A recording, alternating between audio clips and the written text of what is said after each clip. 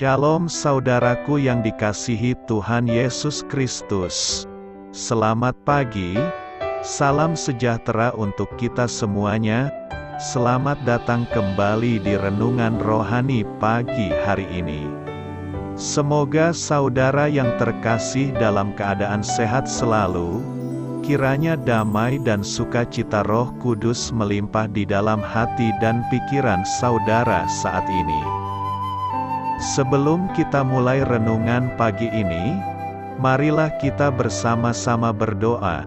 Tuhan Yesus, terima kasih sudah membangunkanku pagi hari ini. Terima kasih atas penyertaan dan perlindungan Tuhan. Semua karena karunia Tuhan aku dapat bangun dengan pagi hari ini. Aku menyerahkan seluruh aktivitasku hari ini ke dalam kuasa tangan Tuhan. Jauhkanku dari yang jahat, ya Tuhan. Tuhan Yesus, tolong lindungi dan berkati aktivitasku hari ini. Tolong berkati juga keluarga dan teman-temanku, Bapa Surgawi, oleh karya Roh Kudus.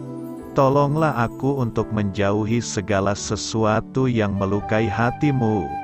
Ampunilah segala dosa kami, ya Tuhan.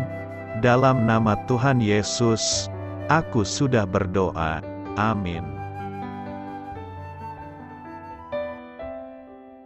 Sahabat saudara rohani, pembacaan ayat emas Alkitab renungan kita hari ini terambil dari Yohanes 7 ayat 37 sampai dengan ayat 44. Dan pada hari terakhir, yaitu pada puncak perayaan itu, Yesus berdiri dan berseru, "Barang siapa haus, baiklah ia datang kepadaku dan minum. Barang siapa percaya kepadaku, seperti yang dikatakan oleh kitab suci, dari dalam hatinya akan mengalir aliran-aliran air hidup." Yang dimaksudkannya ialah roh yang akan diterima oleh mereka yang percaya kepadanya, sebab roh itu belum datang, karena Yesus belum dimuliakan.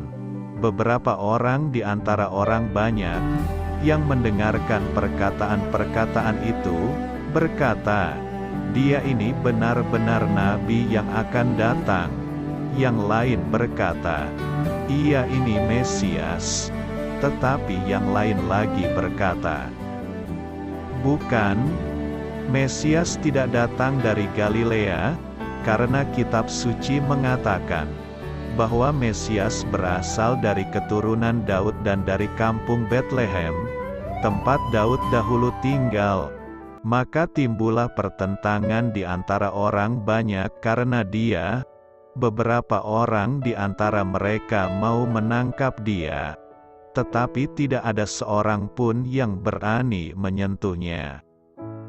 Yohanes 7 ayat 37 sampai dengan ayat 44. Inti dari ayat emas renungan kita adalah, barang siapa haus, baiklah ia datang kepadaku dan minum. Mari kita mulai renungan pagi kita. Judul renungan kita hari ini adalah Air Kehidupan, ditulis oleh Patricia Raiben. Sesampainya di rumah saya, bunga-bunga potong yang dikirim dari Ekuador itu sudah terkulai dan layu. Pada petunjuknya tertulis, bunga-bunga itu akan menjadi segar kembali jika dimasukkan ke dalam vas berisi air segar. Namun, batang-batang bunganya harus dipangkas terlebih dahulu agar dapat menyerap air dengan lebih mudah. Namun, apakah bunga-bunga itu dapat bertahan? Saya menemukan jawabannya keesokan harinya. Buket bunga dari Ekuador itu mekar kembali dengan indahnya, menampilkan berbagai jenis bunga yang belum pernah saya lihat sebelumnya. Air segar telah mengubah segalanya, mengingatkan kita pada ucapan Yesus tentang air dan artinya bagi orang percaya. Ketika Yesus meminta air minum kepada seorang perempuan Samaria, menyiratkan bahwa Yesus bersedia meminum air yang diambilnya dari sumur, dia pun mengubah hidup perempuan itu. Sang wanita sempat terkejut mendengar permintaan Yesus. Orang Yahudi memandang rendah orang Samaria. Namun, Yesus berkata, "Jikalau engkau tahu tentang karunia Allah dan siapakah Dia yang berkata kepadamu, 'Berilah aku minum,' niscaya engkau telah meminta kepadanya dan Ia telah memberikan kepadamu air hidup." Yohanes 4 ayat 10.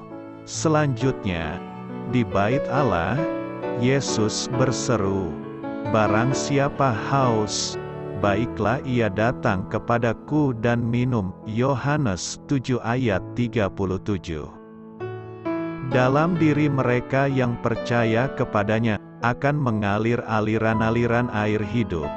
Yang dimaksudkannya ialah roh yang akan diterima oleh mereka yang percaya kepadanya. Yohanes 7 ayat 38-39.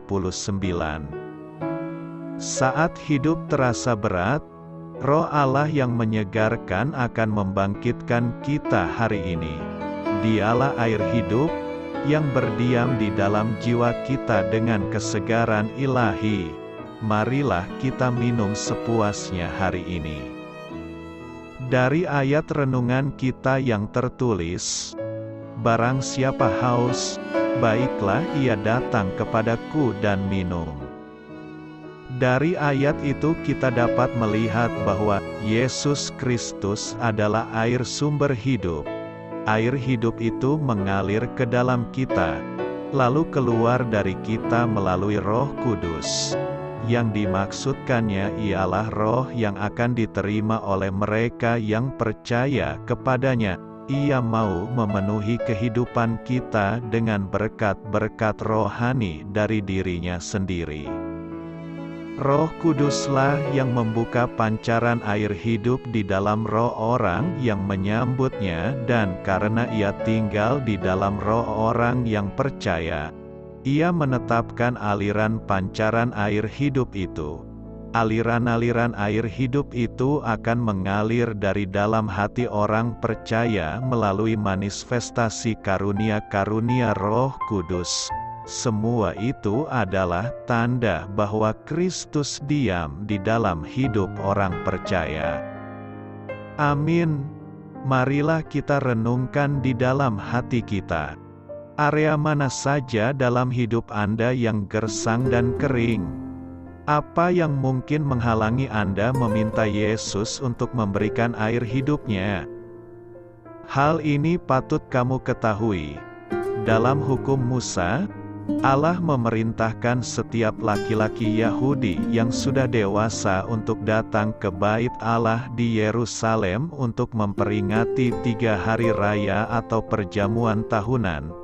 Lihat Keluaran 23 ayat 14-17 dan Ulangan 16 ayat 1-17, yaitu Hari Raya Roti Tidak Beragi, Paskah, Pesah, Perayaan Penuaian, atau Hari Raya 7 Minggu, Savot, atau Pentakosta, dan Hari Raya Pengumpulan Hasil, atau Tabernakel, Sukot, atau Pondok Daun. Dalam Yohanes 7, Yesus pergi ke bait Allah untuk merayakan Hari Raya Pondok Daun. Yohanes 7 ayat 2 dan ayat 37, orang Yahudi merayakannya selama seminggu penuh untuk mengenang pemeliharaan Allah selama 40 tahun pengembaraan mereka di padang gurun.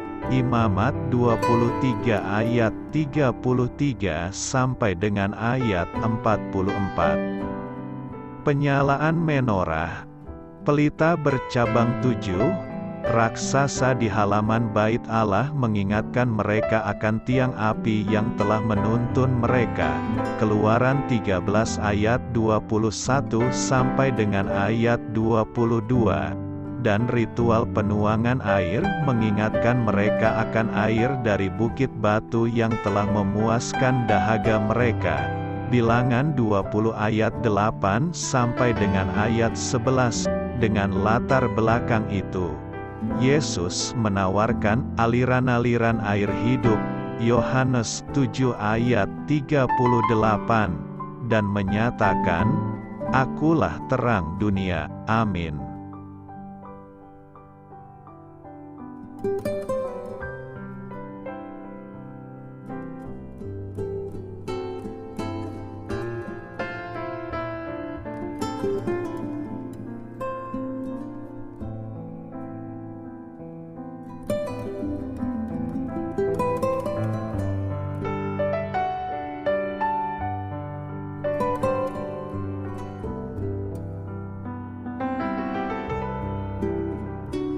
Marilah kita renungkan sahabat saudara rohani. Demikianlah renungan firman Tuhan pagi hari ini. Semoga menjadi berkat dalam hidup kita. Dan sebelum kita memulai segala aktivitas kita pagi hari ini, marilah kita berdoa. Selamat pagi Bapa, malam hari telah berganti pagi. Kehidupan baru telah Engkau berikan kembali bagi kami. Bapa Surgawi, tolonglah aku menyadari kebutuhan orang lain, supaya aku dapat membagikan apa yang telah Engkau berikan kepadaku.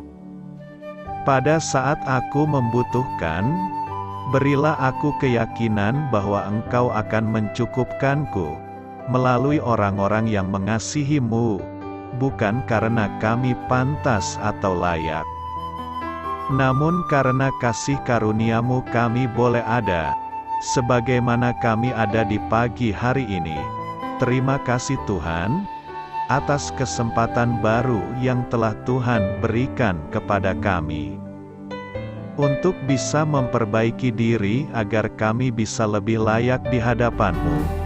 Hari ini kami serahkan semua perkara dan kesulitan yang akan kami lalui ke dalam tangan-Mu. Biarkanlah kami bisa memuliakan-Mu dalam segala aktivitas yang akan kami lakukan. Amin. Biarlah firman Tuhan menjadi pengingat untuk kita semua, bahwa tuntunan dari Roh Kudus akan selalu memberi jalan keluar bagi setiap permasalahan hidup kita, dan memberi kedamaian di hati kita. Sampai jumpa di renungan pagi saudara rohani berikutnya. Kiranya Tuhan selalu memberkati saudara semua hari ini. Amin. Shalom.